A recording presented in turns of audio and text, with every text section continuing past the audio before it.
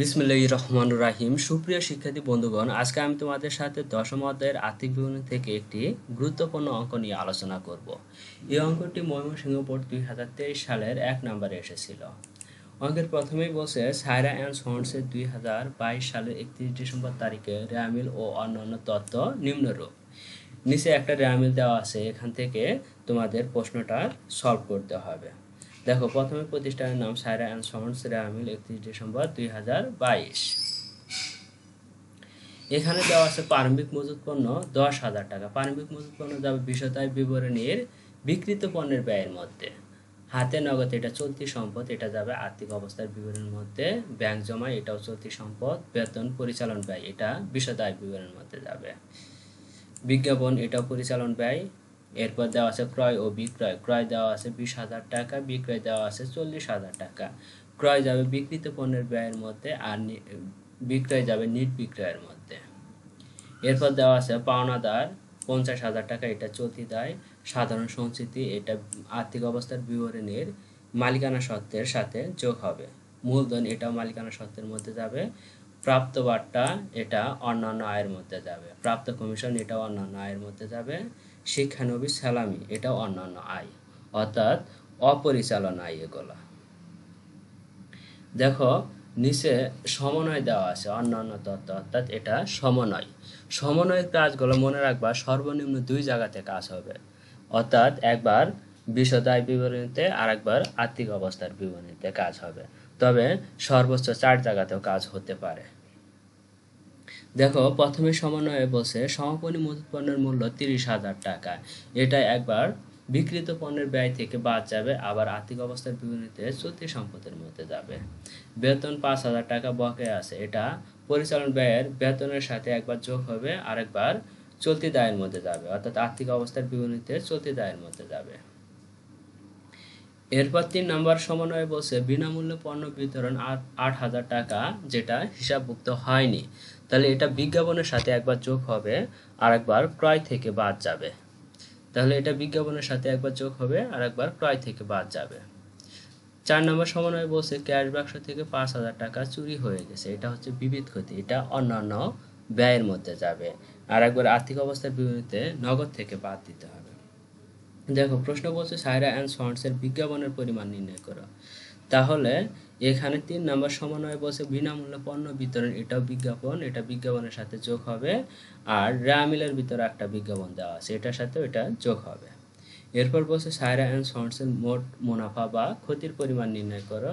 গ নম্বর বলছে Saira and সন্সের NEET মুনাফা বা ক্ষতির পরিমাণ নির্ণয় করো।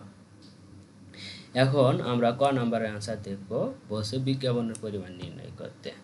তাহলে প্রথমে লিখব সায়রা অ্যান্ড সন্সের বিজ্ঞাপন পরিমাণ নির্ণয়, বিবরণ টাকা টাকা। দেখো, রেয়ামিলের ভিতর বিজ্ঞাপন ছিল 10,000 টাকা, আর সমন্বয়ে বিনামূল্যে পণ্য বিতরণ করছে 8,000 টাকা। তাহলে রেয়ামিলের বিজ্ঞাপনের সাথে এই 8,000 টাকা যোগ করতে হবে। বিজ্ঞাপন 10,000 টাকা যোগ বিনামূল্যে পণ্য বিতরণ 8,000 টাকা, তাহলে মোট কত হলো? 18,000 টাকা। এরপর বলছে মোট মুনাফা বা ক্ষতির পরিমাণ নির্ণয় করতে বলছে। প্রথমে আমরা প্রতিষ্ঠানের নাম লিখে নিব, তারপরে লিখব বিশদায় বিবরণী। এটা যেহেতু অর্ধেক অঙ্ক করা হয়েছে, নিট মুনাফা পর্যন্ত ফুল অঙ্ক, আর মোট মুনাফা পর্যন্ত অর্ধেক অঙ্ক, তাই এখানে আমরা অবশ্যই ব্র্যাকেটে আংশিক লিখে দিব। তারপরে লিখব 2022 সালের 31 ডিসেম্বর তারিখে সমাপ্ত বছরের জন্য। সবটা এরকম হবে, বিবরণ ঘর একটা, টাকার ঘর 3টা দিব। দেখো, প্রথমে আমরা নিট বিক্রয় বের করব। বিক্রয় থেকে যদি বিক্রয় ফেরত থাকে তবে সেটা বাদ দেব। দেখো, বিক্রয় আছে 40,000 টাকা, রেয়ামিলের ভিতর কোথাও বিক্রয় ফেরত নাই বা অলিখিত কোনো বিক্রয় নাই। সমন্বয়ে যদি কোথাও অলিখিত বিক্রয় থাকতো, সেক্ষেত্রে সেটা কিন্তু বিক্রয়ের সাথে যোগ হতো। যেহেতু নাই, সেহেতু এই বিক্রয়টাই সরাসরি নিট বিক্রয় হিসাবে ধরে নেব। দেখো, বিক্রয় 40,000 টাকা, এখান থেকে বাদ দিব বিক্রিত পণ্যের ব্যয়। বিক্রিত পণ্যের ব্যয়ের মধ্যে প্রথমে দেখব প্রারম্ভিক মজুত পণ্য আছে কিনা। প্রারম্ভিক মজুত পণ্য থাকলে সেটা প্রথমে লিখব। দেখো, প্রারম্ভিক মজুত পণ্য আছে 10,000 টাকা, এটা প্রথমে লিখব। এরপরে ক্রয়ের সাথে যে কাজগুলো হয় সেই কাজগুলো করব। দেখো, প্রারম্ভিক মজুত পণ্য 10,000 টাকা, এটা দ্বিতীয় ঘরে লিখতে হবে। এরপর দেখব ক্রয় কত টাকা আছে। ক্রয় আছে 20,000 টাকা, এখান থেকে যদি কোনো ক্রয় ফেরত থাকে তাহলে সেটা বাদ দিব। সমন্বয়ে বিনামূল্যে পণ্য বিতরণ যেটা হিসাবভুক্ত হয় না, এটাও ক্রয় থেকে বাদ দিয়ে দেখাতে হবে। তাহলে ক্রয় থেকে বিনামূল্যে পণ্য বিতরণ বাদ দিলে বের হবে নিট ক্রয়। এই 20,000 থেকে 8,000 টাকা বাদ দিতে হবে। দেখো, ক্রয় 20,000 টাকা বাদ বিনামূল্যে পণ্য বিতরণ 8,000 টাকা। তাহলে 20 থেকে 8,000 বাদ দিলে কত হয়? 12,000 টাকা। এরপর দেখবো প্রত্যক্ষ আর কোনো ব্যয় আছে কিনা। দেখো, যেমন জাহাজ ভাড়া, ট্রাক চার্জ, আন্তঃপরিবহন, এগুলো হচ্ছে প্রত্যক্ষ ব্যয়। এই ধরনের কোনো ব্যয় রেওয়া মিলের ভিতর নাই, তাহলে এই দুইটাই যোগ করে দিতে হবে। এরপর সমন্বয় থেকে তোমার সমাপনী মজুত পণ্যটা বাদ দিতে হবে। সমাপনী মজুত পণ্য কত আছে? 30,000 টাকা। তাহলে 10,000 আর 12,000 যোগ করলে কত হয়? 22,000 টাকা। এখান থেকে বাদ দিব, বাদ সমাপনী মজুত পণ্য 30,000 টাকা। দেখো, এখানে সমাপনী মজুত পণ্য ছিল 30,000 টাকা, আর বিক্রিত পণ্যের ব্যয় বাকিগুলো যোগ করে হয়েছে 22,000 টাকা। তাহলে 22,000 থেকে 30,000 টাকা বাদ দিলে মাইনাস 8,000 টাকা থাকবে। এখানে মাইনাস, আবার এখানে বাদ অথবা মাইনাস, তাহলে এ মাইনাস আর এ মাইনাস মিলে কি হবে? যোগ হবে। তাহলে নেট বিক্রয় ছিল 40,000 টাকা, এই 40,000 সাথে 8,000 টাকা যোগ করলে কত হবে? 48,000 টাকা। এরপর দেখো,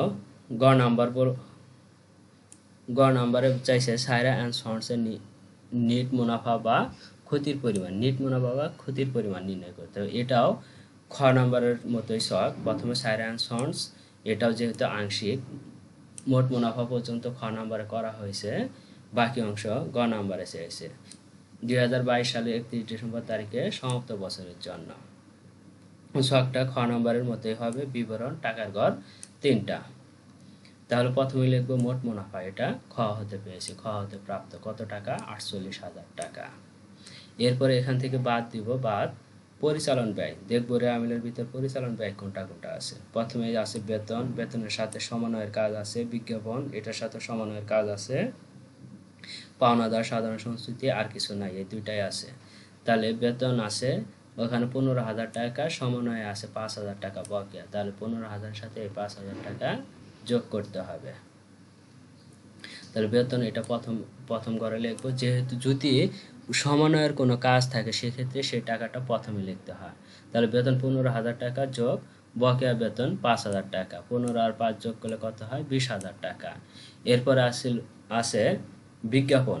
বিজ্ঞাপন এটা ক নাম্বারে দেখো কাজ করা হয়েছে। ক নাম্বারে মোট বিজ্ঞাপন কত টাকা বের হয়েছে? 18,000 টাকা। এটা সরাসরি গ নাম্বারে লিখে দিব। তাহলে বিজ্ঞাপন ক হতে প্রাপ্ত কত টাকা? 18,000 টাকা। তাহলে 18,000 আর 20,000 যোগ করলে কত হয়? 38,000 টাকা। এখন মোট মুনাফা থেকে পরিচালন ব্যয় বাদ দিলে বের হবে পরিচালন মুনাফা। তাহলে 48,000 থেকে 38,000 টাকা বাদ দিলে কত হয়? 10,000 টাকা। এটা হচ্ছে পরিচালন মুনাফা। এর সাথে যোগ করতে হবে অন্যান্য আয়। রেওয়া মিলের ভিতর দেখবো অন্যান্য আয় কি কি আছে। দেখো, অন্যান্য আয় প্রাপ্ত বাট্টা, প্রাপ্ত কমিশন, শিক্ষানবিশ, স্যালামি, 3টা আছে। 3,000, 5,000, 10,000। তাহলে দেখো অন্যান্য আয়ের ভিতরে এই 3টা যাবে, প্রাপ্ত বাট্টা, প্রাপ্ত কমিশন, শিক্ষানবিশ, স্যালামি। তাহলে 3,000, 5,000 যোগ 10,000, মোট কত হয়? 18,000। কেউ যদি এখানে অন্যান্য আয় না লেখে, অপরিচালন আয় লেখে, তারটাও কিন্তু হবে।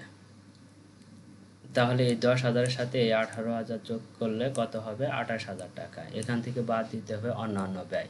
কেউ যদি অন্যান্য ব্যয় না লেখে, অপরিচালন ব্যয় লেখে, তারটাও কিন্তু হবে। এখন দেখবো অন্যান্য ব্যয় কি কি আছে।